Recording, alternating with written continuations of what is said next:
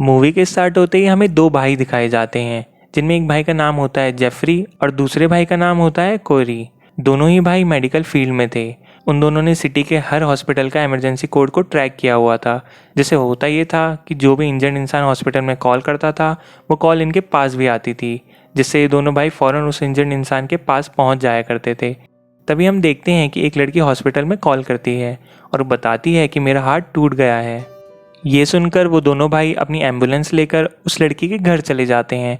वहाँ पहुँचकर वो दोनों भाई उस लड़की को अपने साथ ले जाते हैं। ये लोग उस लड़की से नॉर्मल मेडिकल के क्वेश्चंस पूछते हैं, जो डॉक्टर भी अक्सर पूछ लिया करते थे।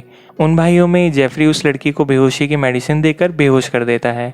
बाद में वो लोग उस लड़की को अपनी लोकेशन पर ले आते हैं। वहाँ ले जाकर ये लोग उस लड़की का पेट काट डालते हैं और उसकी बॉडी के इनर पार्ट्स को निकाल लेते हैं और बाद में उन पार्ट्स को बेच देते हैं। यहाँ पर हमें ये बात तो क्लियर हो जाती है कि ये दोनों किसी हॉस्पिटल के तो काम नहीं किया करते थे, बल्कि ये लोग इंजर्ड लोगों को कैप्चर कर लेते थे और बाद में उनके इनर पार्ट्स को निकाल कर सेल कर देते थे। इसका मतलब ये है कि वो लोगों की बॉडी ऑर्गन्स का बिजनेस कर रहे थे।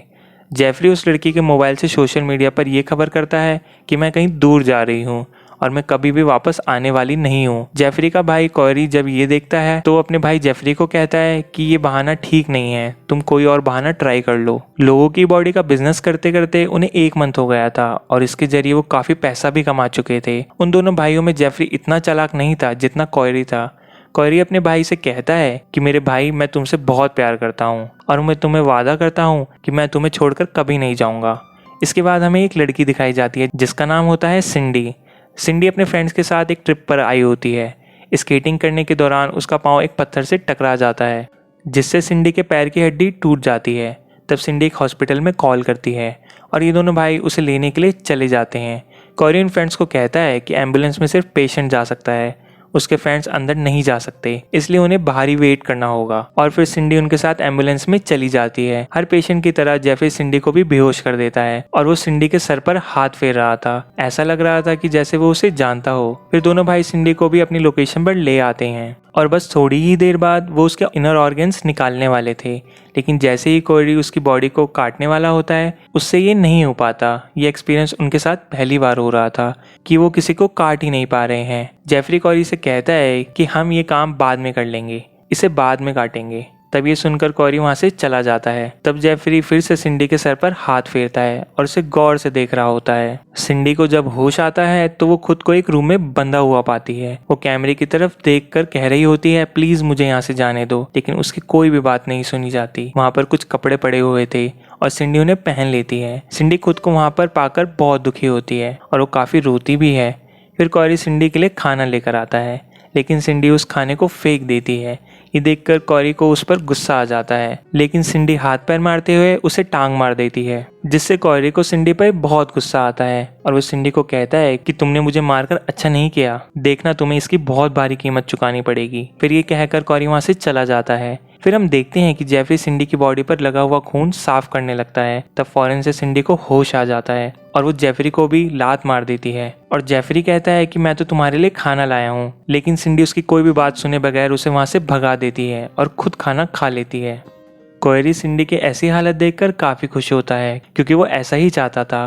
फिर थोड़ी देर बाद दोनों भाई वहाँ पर आते हैं और उस सिंडी को कहता है कि हम तुम्हारे टूटे हुए पाँव पर बैंडेज लगाने आए हैं, लेकिन सिंडी उनकी कोई बात नहीं सुनती। तब कोरी उसे धमकी देता है कि अगर तुमने मेरी बात नहीं मानी तो मैं तुम्हें जान से मार दूंगा। कोरी सिंडी से कहता है कि मैं तुम्हारे लिए शूज़ भी लेकर आया हूँ ताकि तुम जल्दी से जल्दी ठीक हो जाओ। कोरी जब सिंडी के पैर को चेक कर रहा होता है तब वो उसकी टांग को और ज़्यादा ट्विस्ट कर देता है ताकि सिंडी वहाँ से भाग ना सके। सिंडी की अब टांग भी टूट जाती है।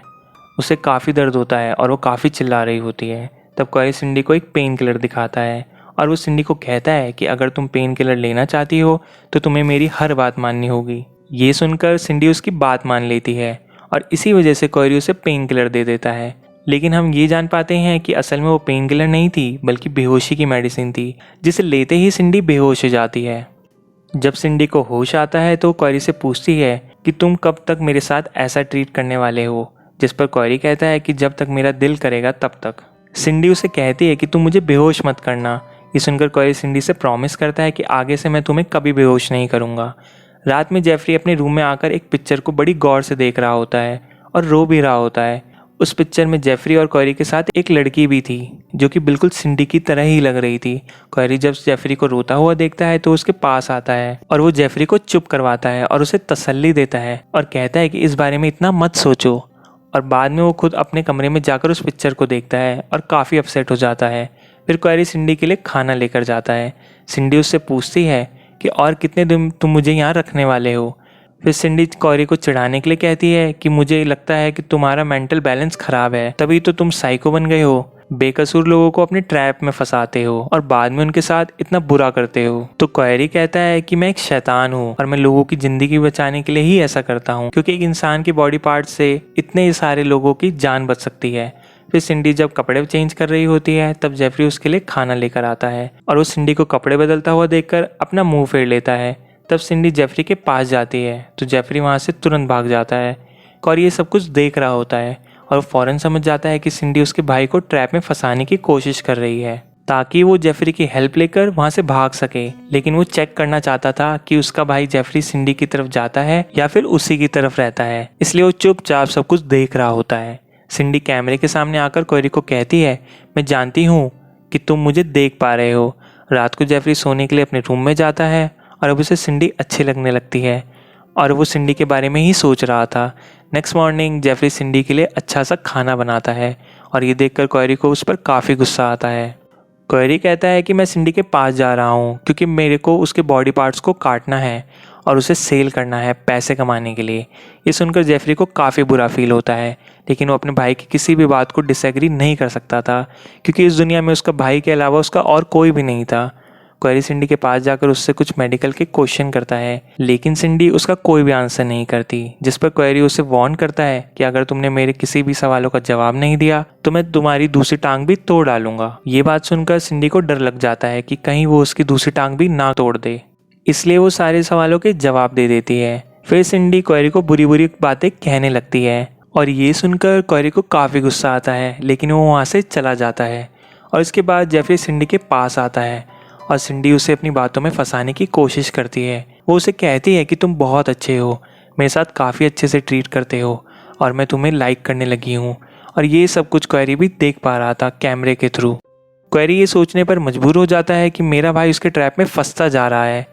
सिंडी जेफरी से पूछती है कि क्यों तुमने मुझे अभी तक नहीं मारा, तुमने क्यों मुझे जिंदा रखा हुआ है। तब जेफरी वही वाली पिक्चर सिंडी को दिखाता है और बताता है कि ये लड़की हमारी बहन थी और इसकी शक्ल तुमसे मिलती है। उनके पेरेंट्स की डेथ के बाद ये तीनों बहन भाई एक जगह इकट्ठा रहते थे। फिर क्वेरी जब कॉलेज गया तब वो अपने फ्रेंड्स को घर लाने लग गया। ये देखकर क्वेरी के सिस्टर को काफ़ी बुरा फील हुआ। उसने इस बात की काफ़ी टेंशन ले ली और वो बीमार हो गई और फिर एक दिन वो मर गई। जेफरी बताता है कि क्वेरी ही मेरी बहन की मौत का रिस्पॉन्सिबल है। सिंडी ये सुनकर समझ जाती है कि उसका फेस उनकी सिस्टर के साथ मैच होता है, इसलिए उन्होंने उसे नहीं मारा। इसके बाद जेफरी क्वेरी के पास आ जाता है। क्वेरी उसे समझाने की कोशिश करता है कि वो लड़की तुम्हें अपने ट्रैप में फंसाने की कोशिश कर रही है। ये बात सुनकर जेफरी को अपने भाई पर काफ़ी गुस्सा आता है और वो उस पर चिल्लाने लगता है कि एक बार तो तुम मुझसे मेरी बहन को छीन चुके हो, लेकिन इस बार मैं तुम्हें ऐसा नहीं करने दूंगा। जेफरी इतने ज़्यादा गुस्से में होता है कि वो खुद को ही नुकसान पहुंचाने लगता है। क्वेरी उसे कहता है कि देखो मैं तुम्हारा भाई हूँ और मैं तुमसे बहुत प्यार करता हूँ, तुम्हें कोई भी इतना प्यार नहीं कर सकता जितना मैं तुम्हें करता हूँ। इसके बाद हम देखते हैं जेफरी को जो दोबारा से सिंडी के पास जाता है। सिंडी उसे कहती है कि तुम अपने भाई के मुकाबले काफ़ी अच्छे हो और मुझे तुम्हारे साथ रहकर काफ़ी अच्छा लगता है। ये सुनकर जेफरी सिंडी से कहता है कि हमें यहाँ से भाग जाना चाहिए ताकि वो लोग क्वेरी से दूर चले जाएं और क्वेरी उन्हें कभी ना ढूंढ पाए। ये सुनकर क्वेरी काफ़ी अपसेट हो जाता है क्योंकि उसका भाई अब पूरी तरह सिंडी की तरफ हो गया था। वो सिंडी के प्यार में इतना पागल हो गया था कि वो कुछ भी करने को तैयार था, अपने भाई को छोड़ने को तैयार था। उसके बाद क्वेरी जाता है जेफरी के पास और उसे अपने साथ काम पर ले जाता है। जब वो लोग वापस आते हैं तो उनके साथ एक लड़का भी होता है जो कि जाहिर है उनका विक्टिम था और अब वो लोग उसकी बॉडी के इनर पार्ट्स को निकालने वाले थे। क्वेरी सिंडी को बांध देता है और उसे कहता है कि अब मैं तुम्हें कुछ दिखाने वाला हूँ। सिंडी उसे काफ़ी मना करती है कि वो ऐसा ना करे, लेकिन वो उसकी कोई बात नहीं सुनता। वो उस लड़के को बांधकर उसे होश में लाता है और सिंडी के सामने उसकी बॉडी के इनर पार्ट्स निकालने लगता है। वो लड़का दर्द की वजह से काफ़ी चिल्लाने लगता है और सिंडी को भी ये सब कुछ देखकर काफ़ी बुरा फील होता है। ये सब कुछ देखकर सिंडी काफ़ी शॉक रह जाती है क्योंकि वो पहली बार किसी की चीड़ फाड़ देख रही थी।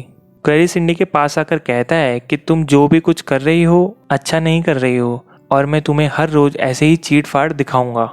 क्वेरी जेफरी को कहता है कि आज मुझे बाहर का खाना खाना है और वो जेफरी को मार्केट भेज देता है। क्वेरी सिंडी के पास आकर उसे कहता है कि बस बहुत हो गया, तुमने तो सारी लिमिट ही क्रॉस कर दी, तुमने मेरे भाई को अपने ट्रैप में फंसा लिया है।